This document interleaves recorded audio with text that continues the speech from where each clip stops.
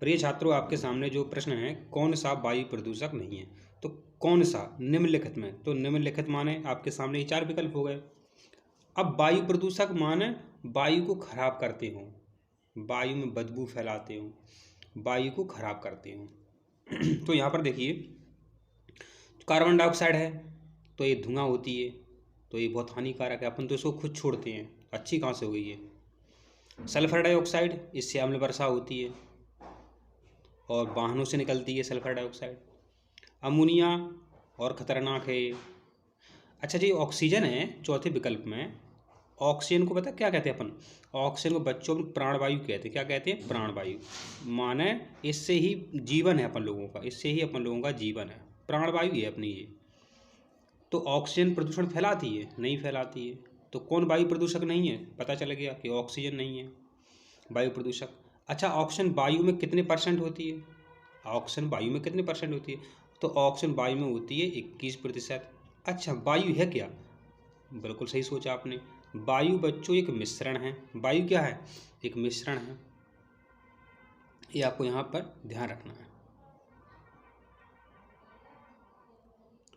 अब है वायु दाब मापने की इकाई क्या है? वायु दाब मापने की इकाई क्या है? तो अच्छा क्वेश्चन है आपका। तो मापना, मापना माने किसी भी वस्तु को या किसी पदार्थ को मापना, अंकों में मापना। तो वायु दाब की जो इकाई है बच्चों, वो है आपकी मिलीबार। क्या है? मिलीबार। अब बात करते हैं कि वायु दाब मापते कैसे हैं। तो वायु दाब जो बच्चों है, एक मशीन आती है बैरोमीटर। क्या आती है? बैरोमीटर। तो बैरोमीटर से बच्चों वायु दाब मापते हैं, ये आपको पता होना चाहिए। तो ये आपको पता चल गया है।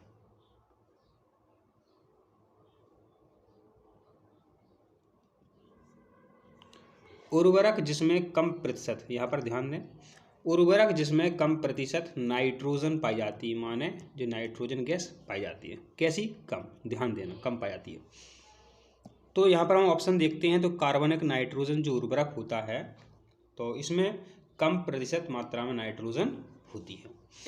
ठीक है, आगे ध्यान। चलो, कार्बनिक नाइट्रोजन में कम नाइट्रोजन होती है। तो नाइट्रोजन पौधों के लिए बहुत ज़रूरी है, नाइट्रोजन पौधों के लिए बहुत ज़रूरी है। अब आपने यूरिया का सूत्र सुना होगा, बहुत इंपॉर्टेंट है, परीक्षा में आता रहता है, इसलिए हम आपको बता रहे हैं। NH2CO NH2। ठीक है, इसको यूरिया को सबसे पहले किस वैज्ञानिक ने बनाया था? तो बोहलर ने बनाया था। ठीक है, ये आपको पता होना चाहिए, ये पूछ लेते हैं परीक्षा में।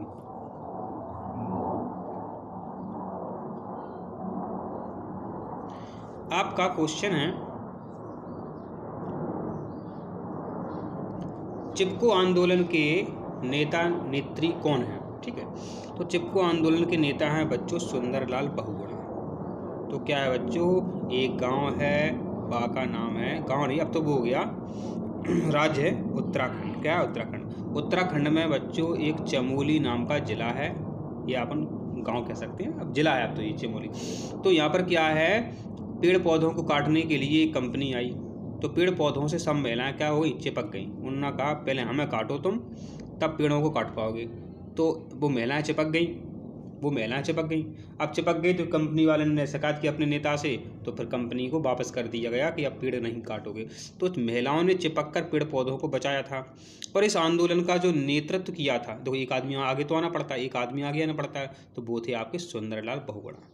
इन्होंने बहुत प्रचार किया था, चलो घर से निकलो, तुम्हारे पेड़ पौधे वो काटने आ रहे हैं, चलो घर से निकलो, पेड़ों से चिपक जाओ, तो तुम्हें तो काटे नहीं देंगे वो। ठीक है, तो सुंदरलाल बहुगुणा इसका राइट आंसर है।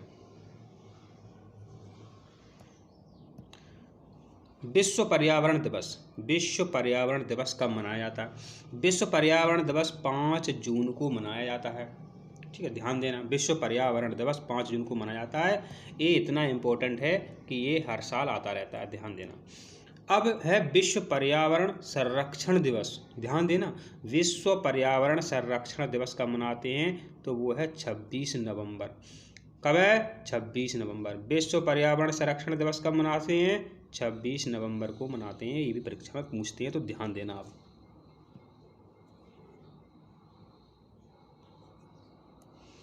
अब है प्राथमिक उपभोक्ता हैं।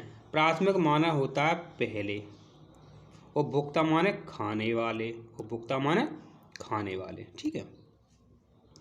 अब देखो सबसे पहले कौन किसे खाता है, तो आप सभी जानते हैं जो पेड़ पौधे होते हैं, क्या होते हैं, जो पेड़ पौधे होते हैं ये प्रकाश संश्लेषण के द्वारा अपना भोजन बनाते हैं। तो पेड़ पौधों को बच्चों क्या सबसे पहले हिरण खाती हैं। कौन खाती हैं, हिरणें खाती हैं। तो सिलसिला कहाँ से शुरू होता है खाने का, सबसे पहले कहाँ से शुरू होता है सिलसिला खाने का, पहले भोक्ता कौन है, खाने वाले भोक्ता कौन है, तो सबसे पहले कौन है बच्चों, हिरण। तो सबसे पहले वो भोक्ता है जो हिरण है, अपन है, अपन दूसरे भी होते हैं, तीसरे भी माने जाते हैं अपन। अब तो लोमड़ी है, पेड़ पौधे नहीं खाती है, ध्यान देना, लोमड़ी पेड़ पौधे नहीं खाती है। सांप भी पेड़ पौधे नहीं खाता है सांप, और सिंह माने शेर भी सांप पेड़ पौधे नहीं खाता।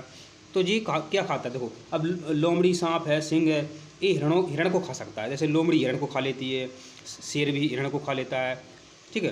अब ऐसे देखें, ऐसे बच्चे घास है, घास को खाता है सर्प, नहीं, घास को खाता है खरगोश, और खरगोश को खाता है सांप, ठीक है। तो ऐसी श्रृंखलाएं चलती हैं, ऐसे आप समझेंगे पढ़ेंगे तो आप उत्तर निकाल सकते हैं। और एक प्रश्न पूछते इसी में कि प्राथमिक उपभोक्ता और अंतिम उपभोक्ता, तो अंतिम उपभोक्ता में उत्तर आपका आता है अपघटक। क्या आता है, अपघटक। माने लास्ट में जब आदमी मर जाता है, जीव जंतु मर जाते हैं, तो कौन खाता है, अपघटक खाता है, अपघटक होते हैं जीवाणु हैं, ठीक है। तो कोई भी जीव जंतु मर जाए तो लास्ट में कौन खाता है उसको, अपघटक। ऐसे कई जीव जंतु हैं मर जाते हैं, उनको फेंक आते हैं तो वो सड़ते हैं, उनमें फिर कीड़े पड़ जाते हैं, पर इससे वो नष्ट हो जाता है पूरा, बदबू आती है। तो जो उस शरीर को, मरे हुए शरीर को नष्ट कर रहा है, उसे अपन क्या बोलते हैं, अपघटक बोलते हैं। तो ये क्या होते हैं, सूक्ष्म जीव होते हैं, बैक्टीरिया होते हैं, कवक होते हैं अपघटक। तो अंतिम उपभोक्ता कौन है, कवक।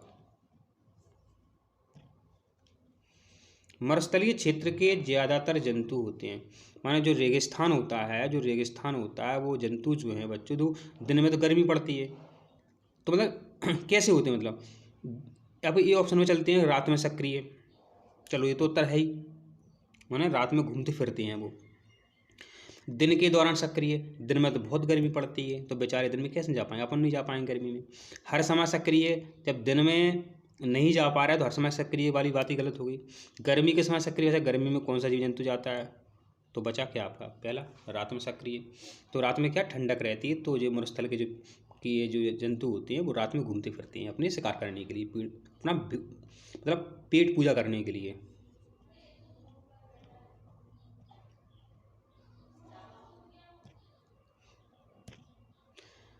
यहाँ पर प्रश्न है कि कौन सी बीमारी प्रदूषित जल से होती है, तो प्रदूषित जल से होती है पीलिया।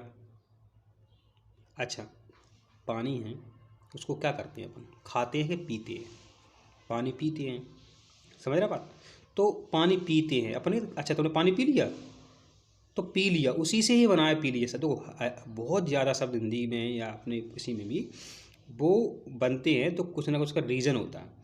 तो प्रदूषित जल पी लिया तो हो गया पी लिया, तो ऐसे अपन सोचना है, ऐसे हमने आपको समझाया। अब एक बार समझ लिया कि ज़िंदगी भर भूलते नहीं है।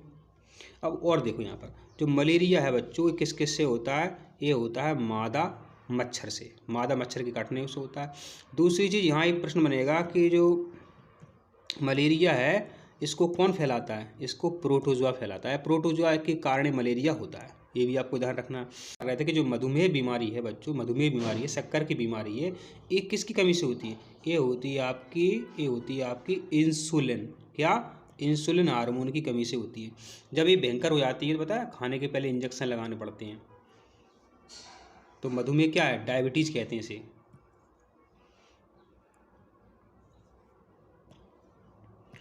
अब आपका प्रश्न है पृथ्वी हमारी आकाशगंगा का एक क्या है, तो पृथ्वी हमारी आकाशगंगा का एक ग्रह है।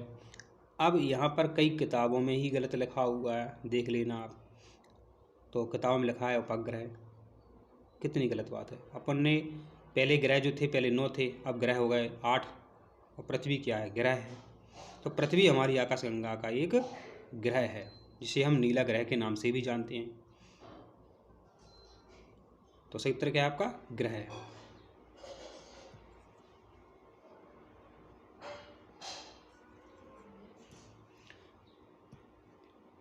अब है लवणीय जल का स्रोत है। लवणीय जल, अच्छा लवण माने जानते हो क्या होता है? लवण माने होता है खारा। लवण माने क्या होता है? खारा। और खारा पानी होता है नमक के कारण। किसके कारण? नमक के कारण। और नमक ज़्यादा किस में होता है? समुद्र में होता है। समुद्र में होता है। तो लवणीय जल कहाँ मिल सकता है? लवणीय जल होता कहाँ है सबसे ज़्यादा? समुद्र में। पूरा समुद्र खारा है। पूरा समुद्र बच्चों क्या है? खारा। क्या है? खारा। तो आपका उत्तर क्या है? ये सही है, समुद्र।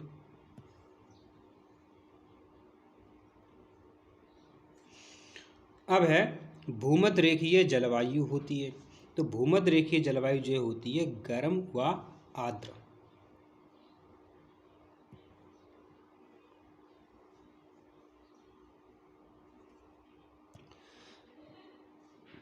अब है पृथ्वी का सबसे भारी जंतु है। तो इसका उत्तर है आपका नीली भेल। क्या है? तो नीली भेल जो है बहुत भारी होती है। तो इसका उत्तर आपको ध्यान रखना है। आपको लग रहा है हाथी सही है, हाथी सही नहीं है। नीली भेल बहुत बड़ी होती है। तो सही उत्तर क्या है आपका? नीली भेल मछली है।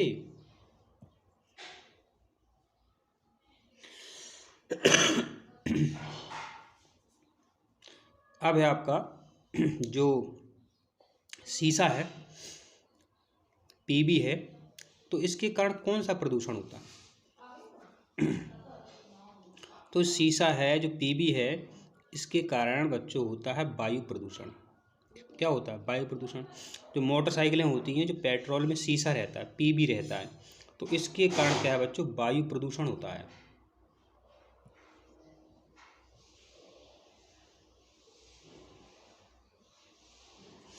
अम्ल वर्षा में उपस्थित होती है।